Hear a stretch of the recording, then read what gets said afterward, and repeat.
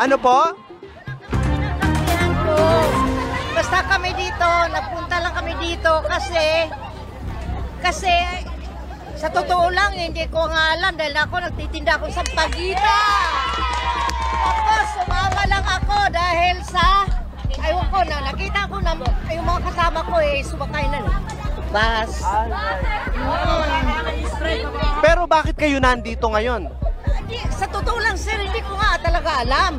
Kasi ako puyat nga ako hanggang ngayon dahil ako nagtinda ako.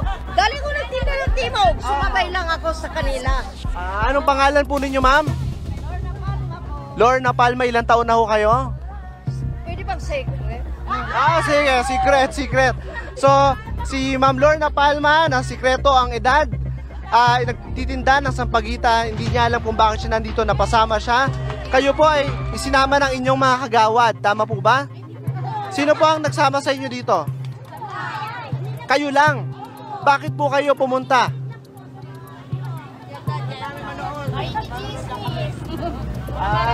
Pero sino po sa inyo, taas lang po ang kamay, sino po sa inyo ang pabor kay Sara Duterte dito? Kayo po, pabor kayo kay Sara Duterte.